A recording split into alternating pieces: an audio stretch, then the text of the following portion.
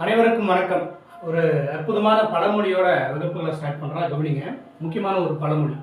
பெரிய தன் ஆவி பெரிது அப்படின்னு சொல்கிறாங்க. இதுதான் பழமொழி. இதனுடைய பொருள் அருகன் அடி போற்றுவோம். ஸோ இதுக்கு இலக்கிய வடிவில் டெஃபினேஷன் வேணும். சும்மா எளிதில் புரியும்படி உங்களுக்கு சொல்கிறேன். டக்குன்னு பாயிண்ட் பிடிச்சிக்கிற மாதிரி, ஞாபகம் வர மாதிரி.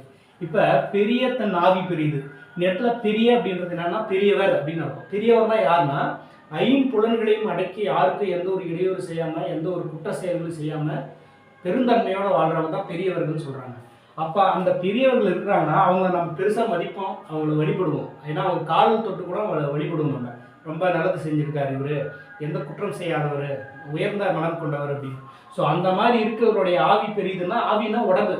அப்போ அவரே ஒரு பெரிய மனிதர் அப்படின்னா, பெரியவர்னா நல்ல பண்பில் சிறந்தவர் அப்படின்னா, அவருடைய உடம்பும் ஒரு பண்பில் சிறந்த உடம்பாக தான் இருக்கும் அப்படின்னு அவருடைய காலை தொட்டு நம்ம வணங்கும். அதுக்கு தான் அருகன் அடி போற்றுவோம் அப்படின்னு சொல்கிறாங்க. அருகன் அப்படின்னா என்னன்னா, அது ஒரு கடவுள் நேம் சொல்றாங்க. அருகன் என்பது உத்தமன் சொல்லலாம், ஒரு புண்ணியவான் அப்படின்னு சொல்லலாம். அப்படின்னா என்ன இருக்கும், எந்த ஒரு தவறு செய்யாதவன், நிறைய நல்லது செய்யறவன் தான் என்ன அருகன் அப்படின்னு சொல்றாங்க. ஸோ அப்போ பெரிய தன் ஆவி பெரிது என்பது பெரியவர்களுடைய ஆவியும் பெரிது. அதே மாதிரி அவர்களை வணங்குவதை போல அவருடைய காலை தொட்டு வணங்கலாம் அப்படின்னு அருகன் அடி போட்டுருவோம் அப்படின்னு ஒரு பொருளை சொல்றாங்க. ஸோ இது எளிதில் புரியும்படி எக்ஸாம்பிள் கேட்பாங்க. ஒவ்வொரு படமொழியும் ஒவ்வொரு வகுப்புலையும். ஸோ இந்த வகுப்பில் நம்ம டாக்டர் பிஆர் டெஸ்ட் பேட்ச் மாணவர்களுக்கு உண்டான மேக்ஸினுடைய 2வது வகுப்பை பார்க்க போகிறோம். ஸோ ஃப்ரீ டெஸ்ட்டில் ஜாயின் பண்ண விருப்பம் இருக்கக்கூடிய புதிய மாணவர்கள் டிஸ்கிரிப்ஷனில் இந்த டெஸ்ட் பேட்சினுடைய ஷெட்யூல் கொடுத்துருக்க, பார்த்துட்டு ஜாயின் பண்ணிக்கோங்க. இன்றைக்கி நம்ம இயற்கணிதம் அப்படின்னு சொல்லக்கூடிய ஒரு பாடம், அதாவது 6ஆம் வகுப்பில் முதல் பருவத்தில் இருக்கக்கூடிய ஒரு 2வது பாடம் இயற்கணிதம் அப்படின்னு ரொம்ப ரொம்ப முக்கியமான ஒரு பாடம் அப்படின்னு சொல்லலாம். ஏன்னா அந்த வயது கணக்கெலாம் வரும். வயது கணக்கில் வந்தால் சில பேருக்கு அந்த வயது கணக்கில் சரியாக போட தெரியாது. ஸோ அந்த வயது கணக்கு கற்றுக்கணும் அப்படின்னா முதல் பேசிக் இயற்கணிதம் கற்றுக்கணும். இயற்கணிதம் கற்றுக்கினா தான் வயது கணக்கில் நம்ம எளிமையாக போட முடியும். ஷார்ட்கட்டு ஒவ்வொன்றுக்கும் ஒரு மாதிரி இருக்கும். நம்ம அப்படிலாம் கிடையாது. கான்செப்டை புரிஞ்சுட்டு அந்த வயது கணக்கு அந்த மாதிரி வந்தால் இப்படினாலும் சால்வ் பண்ணலாம். வயது கணக்குலேயும் இது பயன்படுத்துகிற மாதிரி இருக்கும். டைரெக்டாக இந்த மாதிரி ஒரு கேள்விகள் கேட்பாங்க. ஸோ அப்போ இயற்கணிதம் அப்படின்றது என்னென்னா புரிதல் தான். இப்போ ஒரு கேள்விகள் ஒருத்தர் கேட்குறான் அப்படின்னா, டிஎன்பிசி கேள்விகள் கேட்குறாங்க அப்படின்னா, அவங்க என்ன கேட்குறாங்க அப்படின்றத ஃபஸ்ட்டு நம்ம புரிஞ்சுக்கணும். நம்ம என்ன கேட்குறாங்கிறத புரிஞ்சுக்கினா தான் அதுக்குண்டான வழி நம்ம யோசிப்போம், ஆன்சர் நம்மளுக்கு கிடைக்கும். ஸோ அப்போ இயற்கணிதத்தை பொறுத்தவரையும் தெளிவாக கவனிக்கணும், புரியணும், அவங்க என்ன சொல்கிறாங்களோ அதை பின்னாடி ஓடணும். ஸோ அதுதான் இயற்கணிதம். இயற்கணிதம் அப்படின்ற டாப்பிக்கை தான் இன்றைக்கி நம்ம பார்க்க போகிறோம். ஸோ நம்முடைய மாணவர்கள் எல்லாமே ஒரு லைக் பண்ணிவிட்டு கமெண்ட்ஸில் ப்ரெசன்ட் சார் அப்படின்னு பதிவு செஞ்சுருங்க. இயற்கணிதம் ரொம்ப முக்கியமான ஒரு டாப்பிக்கு பார்த்துங்க. இந்த இயற்கணிதத்தில் முதல்ல நம்ம என்ன தெரிஞ்சுக்கணும் அப்படின்னா, ஃபஸ்ட்டு மாறி அப்படின்னு ஒன்று தெரிஞ்சுக்கணும், அடுத்து மாறிலி அப்படின்னு ஒன்று கொடுத்துருப்பாங்க. இது ரெண்டும் நம்மளுக்கு என்னன்னு ஃபஸ்ட்டு தெரியணும். நிறைய பேருக்கு இதெல்லாம் தெரியாது. இந்த மாதிரி மாறினா என்ன, மாறிலின்னா என்ன அப்படின்னு தெரியாது. நான் எளிதாக சொல்கிறேன் பாருங்க. மாறி அப்படின்னா மாறுகிறது அப்படின்னு அர்த்தம். மாறுது, அதான் மாறி. மாறிலி அப்படின்னா மாறலை, மாறவில்லை, அதனால தான் மாறிலி. அப்போ ஏதோ ஒன்று மாறுது, ஒன்று மாறாமல் அப்படியே நிலையாக நிற்குது. அப்போ அதுதான் மாறக்கூடியதை மாறின்றோம், மாறாமல் நிலையாக நிற்கக்கூடியதை மாறிலி அப்படின்னு சொல்லுவோம். அதுக்கு கணக்கில் என்ன சொல்கிறாங்கன்னா, மாறி அப்படின்னா லெட்டர்ஸை சொல்கிறாங்க. லெட்டர்ஸ் அதாவது ஒன்றும் இல்லை, எக்ஸு ஒய்யு ஏ பி சி எல்லாமே ஆங்கிலத்தில் வரக்கூடிய 26 எழுத்துக்கள் எது வந்தாலும் அது என்ன, அது மாறி. இதே நம்பர்ஸ் வந்தால் 1 2 3 4 5 6 இந்த மாதிரி நம்பர்ஸுகள் வந்தால் அது பேர் மாறிலி. ஏன்னா இப்போ 1ன்னு ஒரு நம்பர் சொல்லிட்டாங்கன்னா கணக்கில் 1ன்றது 1 தானே இருக்கும். 1 2 அந்த இடத்துல மாறும். 1ன்றது 1 தான். அதே இந்த இடத்துல பாருங்கள், 1 இல்லை, ஒரு எண் ஏ எங்க அப்படின்னு சொல்லிட்டாங்கன்னு வச்சுக்கோங்க. இந்த ஏன்றது நிலையானதா, ஏன்னும் நம்ம ஒரு அசியூம் பண்ணுறதாக எடுத்துருக்கோம். அந்த இடத்துல எந்த நம்பர் வேணாலும் வரலாம். கணக்கு பொறுத்தவரையும் ஒரு பொருளின் நிலையை ஏ எங்க அப்படின்னு சொல்லிட்டோம்னா அது ஏன்றது 2ஆக இருக்கலாம், 3ஆக இருக்கலாம், 4ஆக இருக்கலாம். ஸோ அப்போ ஏன்றது வேற ஏதோ ஒரு எண்ணாக மாறுகிறது தானே. அதனால தான் மாறி அப்படின்னு சொல்லக்கூடியதுனால லெட்டர்ஸ் வரலாம் மாறி, நம்பரில் வரக்கூடியதெல்லாம் மாறி. இதை புரிஞ்சுக்கணும். ஓகே, இது ஒரு சின்ன பேசிக். இது ஓகே, புரிஞ்சுக்கிறீங்களா? அப்போ மாறினா என்ன, மாறிலி அப்படின்னா என்னன்னு தெரிஞ்சுக்கணும். இப்போ இயற்கணிதல் கூற்றுகளை உருவாக்குக அப்படின்னு கொடுத்துருப்பாங்க. இப்போ அதுதான் அந்த கொஸ்டின் பின்னாடியே போகக்கூடிய இந்த பாயிண்ட்டுக்கு நம்ம வந்துட்டோம். இப்போ ஒரு விஷயம் சொல்லியிருக்காங்க எப்படின்றத, இந்த இயற்கணிதத்தை எப்படி படிக்கணும், இந்த பேசிக் கற்றுட்டு போனால் இதை நீங்கள் தெளிவாக புரிஞ்சுட்டு நல்லா கற்றுக்கிட்டிங்கன்னா நீங்கள் வயது கணக்கை ஈஸியாக போட முடியும். இதை முதல்ல தெளிவாக பார்த்துட்டு பொறுமையாக வாங்க. இப்போ ஒன்று சொல்கிறாங்க, ஒரு பேருந்தில் எக்ஸ் எண்ணிக்கையில் மக்கள் பயணிக்கின்றனர். நல்லா புரிஞ்சுக்கணும். ஒரு பேருந்து இருக்குன்னா அந்த பேருந்தில் எக்ஸ் எண்ணிக்கையில் மக்கள் பயணிக்கின்றனர். ஸோ பேருந்தில் நம்ம சொல்லுவோம் ஒரு 50 பேர் பேருந்தில் பயணிக்கிறாங்க, ஒரு 40 பேர் பயணிக்கிறாங்கன்னு நம்ம நம்பர்ஸை சொல்லுவோம். ஆனால் அவங்க என்னன்றாங்க, மாறியில் சொல்கிறாங்க ஒரு பேருந்தில் எக்ஸ் எண்ணிக்கையில் மக்கள் பயணிக்கின்றனர். 2 நபர் மேலும் பேருந்தில் ஏறினால் எத்தனை பேர் பேருந்தில் இருப்பார் அப்படின்னு சொல்றாங்க. இதை நம்ம வந்து ஒரு இயற்கணிதப்படி நம்ம முறையிடணும். இப்ப பாருங்க, ஒண்ணும் இல்லை, என்ன சொல்றாங்க, ஒரு பேருந்தில் எக்ஸ் எண்ணிக்கையில் மக்கள் பயணிக்கின்றனர். அப்ப பேருந்துல எக்ஸ் எண்ணிக்கையில மக்கள் இருக்கிறாங்க. அது எவ்வளவு தெரியல, 10 பேர் இருக்கலாம், 30 பேர் இருக்கலாம், 40 பேர் இருக்கலாம். அதை வந்து பொதுவா எக்ஸ் எண்ணிக்கையில் இருக்கிறான்றாங்க. மேலும் 2 பேர் வந்து மேலும் 2 நபர் பேருந்தில் ஏறினால், அப்ப ஏறினாலும் ஏற்கனவே எக்ஸ் இருக்கிறாங்க, புதுசா 2 பேர் ஏறுறாங்க அப்படின்னா இது கூட கூட்டு நாம அப்ப எக்ஸ் பிளஸ் 2ன்னு சொல்லுவோமா? அவ்வளவுதான். இப்ப இதனுடைய அப்போ கடைசியாக அந்த 2 பேர் ஏறினதுக்கு அப்புறம் பேருந்தில் எத்தனை மனிதர்கள் இருக்கிறாங்கன்னா எக்ஸ் பிளஸ் 2 பேர். இந்த எக்ஸ் எதை வேணாலும் இருக்கலாம். ஸோ இது மாதிரி தான் கொஸ்டின்ஸ் பின்னாடி போகணும். இதை இப்படி தான் எழுதணும். இதுதான் இயற்கணித கூற்று. இப்போ இது ஒன்று புரிஞ்சுச்சிங்களா? அடுத்தது பாருங்க, அடுத்து இன்னொன்று பாருங்க. ஒரு வெண்ணெய் கட்டியின் நிறை W கிராம். நல்லா புரிஞ்சுக்க, ஒரு வெண்ணெய் கட்டியின் நிறை W கிராம். அக்கட்டியிலிருந்து 100 கிராம் அளவு வெட்டி எடுக்கப்பட்டால், அந்த கட்டியிலிருந்து 100 கிராம் அளவு வெட்டி எடுக்கப்பட்டால் மீதம் என்னவாக இருக்கும் அப்படின்னு சொல்றாங்க. இதை நம்ம எப்படி இயற்கணித கூற்று எழுதணும் பாருங்க. ஒரு வெண்ணெய் கட்டியின் நிறை W கிராம். அப்போ ஒரு வெண்ணெய் கட்டியின் நிறை W கிராம். அது எவ்வளவுன்னு சொல்ல Wன்னு 19 சொல்லிட்டாங்க. அக்கட்டியிலிருந்து 100 கிராம் அளவு வெட்டி எடுக்கப்படுகிறது. ஏற்கனவே W கிராம் இருக்குது, 100 கிராம் வெட்டி எடுக்கிறாங்க, இதுல இருந்து 100 கிராம் கழிக்கிறாங்கன்னு அர்த்தமா? அப்ப W - 100 நம்ம எழுதுமா? புரியுதுங்களா? அப்ப மீதம் இருக்கக்கூடியது W - 100 மதிப்பு தான் மீதம் இருக்கக்கூடியது. ஸோ புரியுதுங்களா? இப்ப கேள்விகளுக்கு பின்னாடி போயிட்டு நம்ம இந்த மாறி யூஸ் பண்றோம். இப்பதான் இந்த இதுக்கு பேர் தான் இது மாறி. W எதை வேணாலும் மாறலாம். இந்த வெண்ணெய் கட்டி வந்து 500 கிராம் இருக்கலாம், 1000 கிராம் இருக்கலாம், இது வேணாலும் இருக்கலாம். ஸோ புரியுதுங்களா? இப்ப அடுத்தது மூன்றாவது என்ன சொல்றாங்க, அடுத்து இன்னொன்று பாருங்க. எண்ணின் 7 மடங்கிலிருந்து 5 கழிக்க. இது எப்படி நீங்க இயற்கணித கூற்று எழுதுங்க? எண்ணின் 7 மடங்கிலிருந்து 5 கழிக்க. இப்ப எண் இருக்குது, எண்ணினுடைய 7 மடங்கிலிருந்து, மடங்குன்னு என்ன அர்த்தம்? பெருக்கிற மதிப்புன்னு அர்த்தம். இப்ப 2 இருக்குன்னு வச்சுங்க, 2ன் 2 மடங்குனா 2 பெருக்கல் 2 சமம் 2 2 4. ஓகேவா? இப்ப 3ன் 3 மடங்கு அப்படின்னா 3 பெருக்கல் 3 = 3 9. ஓகேங்களா? இப்ப 5னுடைய 4 மடங்கு வச்சுங்க, 5னுடைய 4 மடங்குனா 5 பெருக்கல் 4 அப்படின்னு போடும். அப்ப 5 4 20. சரியா போச்சா? 5னுடைய 4 மடங்கு 5 4 20. ஸோ அப்ப என்ன சொல்றாங்க, எண்ணின் 7 மடங்கிலிருந்து 5 கழிக்க. எண்ணின் 7 மடங்குன்றது n பெருக்கல் 7. எண்ணின் 7 மடங்கு என்பது n பெருக்கல் 7. அப்ப இது ஒரு பிராக்கெட் போட்டு அதுல இருந்து -5 கழிக்க அப்படின்றாங்க. அப்ப n பெருக்கல் 7 7n நம்ம சொல்லுவோமா? அப்ப 7n - 5. இதுதான் இதுக்கு ஆன்சர்.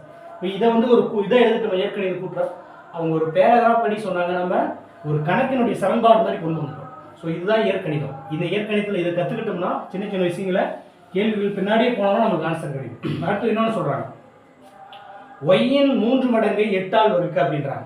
ஒய் இருக்கான், ஒய்யினுடைய 3 மடங்கு தான் ஒய் பெருக்கல் 3.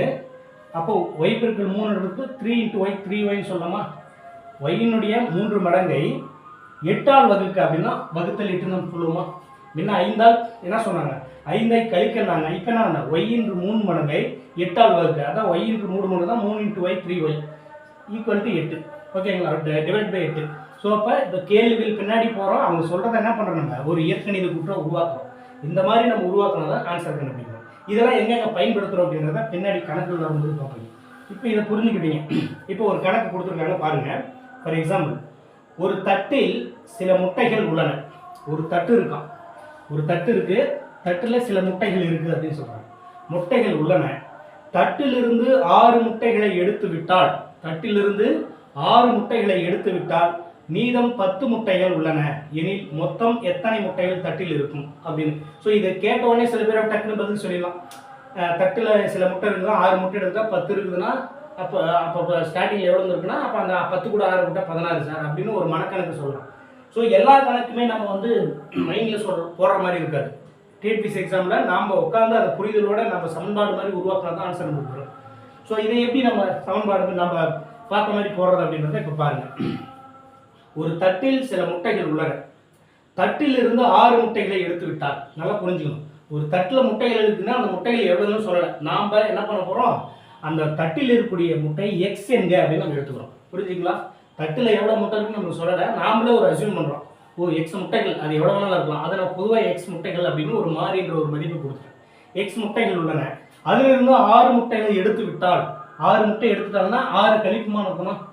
எக்ஸ் முட்டைகள் இருக்குது, அதிலிருந்து 6 எடுத்துட்டோம்னா 6 கழிக்கிறேன். கழிக்கிறேன். மீதம் 18 முட்டைகள் உள்ளன அப்படின்னு. அப்போ ஏற்கனவே தட்டில் எக்ஸ் முட்டைகள் இருக்குது.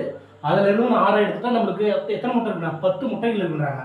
அப்போ X minus R equal to 10 நம்ம எழுதுமா? புரியுதா? இப்போ பேராகிராஃபாக சொன்னதை நான் ஒரு சமன்பாடை கொண்டு வந்துட்டேன். ஒரு தட்டில் ஒரு சில முட்டைகள் உள்ளன, அதுதான் நான் எக்ஸ் என்க. அப்போ எக்ஸ் முட்டைகள் உள்ளன. அவங்க எக்ஸ் முட்டைகள்னு சொல்லலை, நாமளாக அசியூம் பண்ணுறோம். இதுதான் நம்மளுடைய திறன். இப்போ எக்ஸ் முட்டைகள் உள்ளன, அதிலிருந்து 6 முட்டைகளை எடுத்து விட்டாலும் போது எக்ஸ் முட்டையில் 6 முட்டை எடுத்துட்டு கழிக்கிறேன். மீது 10 இருக்குன்றாங்க. அப்போ இந்த இதிலிருந்து 6 கழிக்கிற மதிப்பெண் தானே சமம் 10. அப்போ எக்ஸ் மைனஸ் 6 ஈக்குவல் டு 10 தான் கரெக்டு. இதனுடைய இதிலிருந்து 6 கழிக்கும் போது தான் இதனுடைய மதிப்பு 10 கிடைக்கும். இப்போ பாருங்க, இப்போ அந்த தட்டில் எவ்வளோ முட்டைகள் கேட்குறாங்க. அப்போ எக்ஸை மட்டும் நம்ம வச்சுக்கணுமா? ஆன்சர் நம்மளுக்கு வருதா? எக்ஸ் தான் எக்ஸை வச்சுக்கங்க. 10 ஏற்கனவே இருக்குது. மைனஸ் ஆறுன்றது அந்த பக்கம் போனால் ப்ளஸ் ஆறாக மாறுது. அப்போ எக்ஸ் ஈக்குவல் டு 10 ப்ளஸ் ஆறுன்றது 16ன்னு வருதா? அப்போ நல்லா புரிஞ்சு இப்போ செக் பண்ணி பாருங்க. ஒரு தட்டில் 16 முட்டை இருந்தது, கண்டுபிடிச்சிட்டாங்க 16 முட்டை. அதில் வந்து 6 முட்டை எடுத்தால் 10 முட்டை வரும். வந்துருச்சு நம்மளுக்கு ஆன்சர்.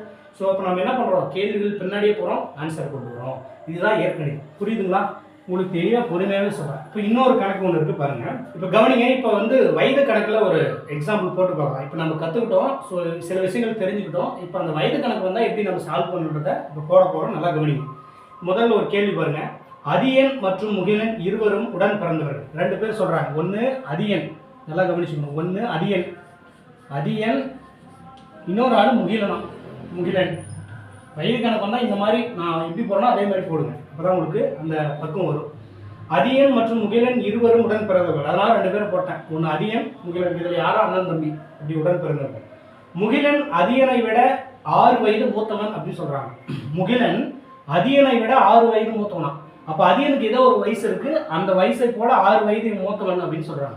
அப்போ அதியனுக்கு வயசு தெரியாதனால எக்ஸ்ன்னு எடுத்துக்கலாமா? அதியனுடைய வயதை எக்ஸ்ன்னு எடுத்துக்கினேன்.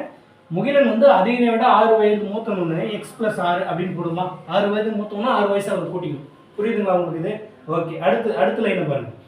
அதியனின் வயது 20 எனில் முகிலனின் வயது என்ன? அதியனின் வயது எக்ஸ்ன்றது 20ன்னு சொல்லிட்டாங்க. அதியனின் வயது 20 தான். அப்போ முகிலனின் வயதுனா எக்ஸ் 20 போட்டு ப்ளஸ் 6. அப்போ என்ன ஒரு ஆன்சர் 26. அவ்வளோதான். இப்போ முகிலனோட வயது 26, அதியனுக்கு வயது 20. இது ஒரு சிம்பிள். எப்படி இந்த வழிமுறை எப்படி போடணும் அப்படின்றத சொல்லிட்டேன். இப்போ டிஎன்பிசியில் ஒரு கேள்விகள் கேட்டிருக்காங்க, அதுக்கு நம்ம எப்படி போடுறோம், அதை எப்படி நீங்கள் புரிஞ்சுக்கிறீன்றதை பார்க்கலாம். இப்போ பாருங்கள், டிஎன்பிசியில் ஒரு கேள்விகள் கேட்டிருக்காங்க. பாருங்கள், சரண் என்பவரின் வயது தன் மகன் சங்கரின் வயதை போல 6 மடங்கு அப்படின்றாங்க. 2 பேரும் யாரு? சரண் அப்படின்னு ஒரு ஆளை சொல்கிறாங்க. அடுத்து சங்கர் அப்படின்னு ஒரு ஆளை சொல்கிறாங்க. சரண், சங்கர். திரும்ப படிக்கிறேன், நல்லா கவனிங்க. சரண் என்பவரின் வயது தன் மகன் சங்கரின் வயதை போல 6 மடங்கு. இவர் வந்து அப்பா சரண், இவர் வந்து மகன். புரியுதா? அப்போ சரண் என்பவரின் வயது தன் மகன் சங்கரின் வயதை போல 6 மடங்கு. அப்போ சங்கருக்கு வயசு தெரியாது, அதனால நான் எக்ஸ்ன்னு வச்சுக்கிறேன். இவரோட வயதை போல 6 மடங்குன்றாங்க. அப்போ இவருக்கு எக்ஸ்னா இவருடைய 6 மடங்குன்னா 6x நம்ம சொல்லுவோமா? இப்போதான் மடங்குன்னா 6ஆல் பெருக்கணும். மூத்தவர் அப்படின்னா மூத்தவர்னா கூட்டிக்கணும், இளையவர்னா கழிச்சிக்கணும், மடங்குனா பெருக்கணும். அவ்வளோதான் கான்செப்ட். இப்போ இது ஃபர்ஸ்ட் ஸ்டெப்பு புரிஞ்சுக்கணும். இது இவர்களுடைய தற்போதைய வயது. சரணுக்கு 6x, சங்கருக்கு எக்ஸ். ஏன்னா சங்கர் தன் மகனை விட அப்பா வந்து சரண் 6 மடங்கு பெரியது. புரியுதுங்களா? அடுத்து 4 வருடங்கள் கழித்துன்றாங்க. அப்போ என்ன பண்ணணும்? 4ஆல கழிக்கக்கூடாது. கழித்துன்னும் போது கூட்டிக்கணும். 4 வருஷம் 2 வருஷம் கழிச்சு வாடா அப்படின்னு சொல்கிறோம். அப்படின்னா 2 வருஷம் தாண்டி வா, அப்போ 2 வருஷம் கூட்டிக்கணும். ஸோ அப்போ 4 வருடங்கள் கழித்துன்னும் போது அடுத்த ஸ்டெப்பில் 6x + 4ன்னு போடுவோம். இங்கேயும் இவருக்கு 4 கூட்டிக்கணும். ஏன்னா 2 பேருமே 4 வருஷம் கழிச்சதுக்கப்புறம் அவங்களோட வயது இவ்வளோ இருக்கும். அப்போ என்ன சொல்கிறாங்கன்னா 4 வருடங்கள் கழித்து அவரின் வயது மகன் வயதை போல 4 மடங்கு.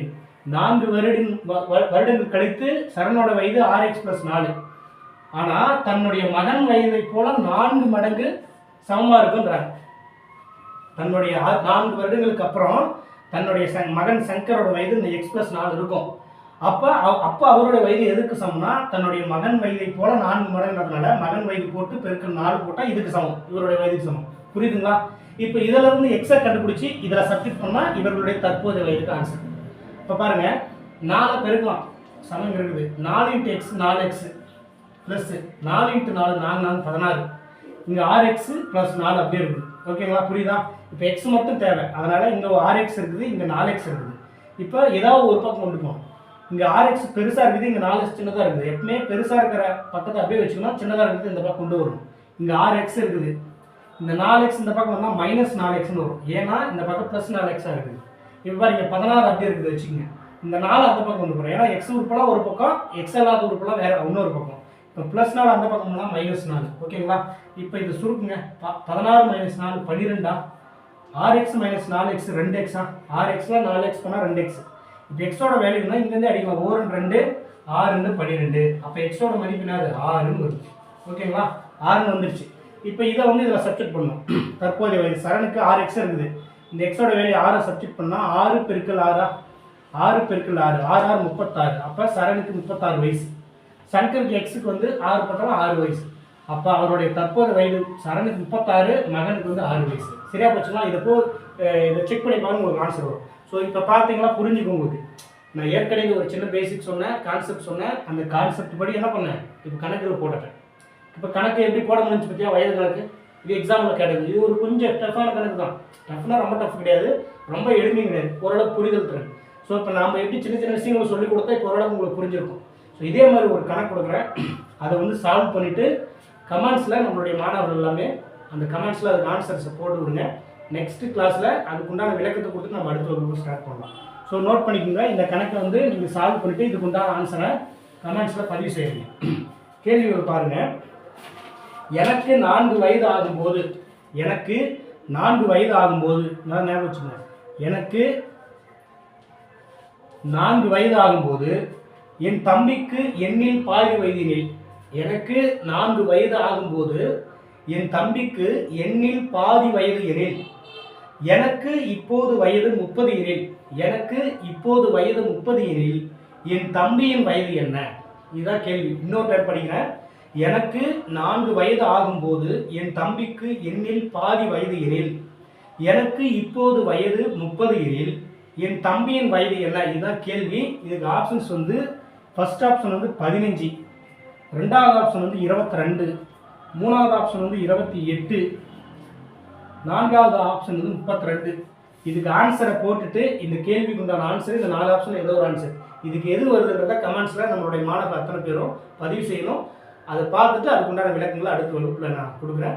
ஸோ புதிதாக பார்க்கும் மாணவர்கள் டெஸ்ட் பேட்சில் ஜாயின் பண்ண விருப்பம் இருந்தால் டிஸ்கிரிப்ஷனில் டீட்டெயில்ஸ் இருக்குது, பார்த்துட்டு ஜாயின் பண்ணிக்கோங்க. தொடர்ச்சியாக வகுப்புகளை கவனிங்க, தொடர்ந்து ஆதரவு தாருங்கள். உங்களுடைய ஆதரவுக்கு என்னுடைய மனமார்ந்த நன்றிகள். அடுத்த வகுப்பில் சந்திக்கலாம். நன்றி, வணக்கம்.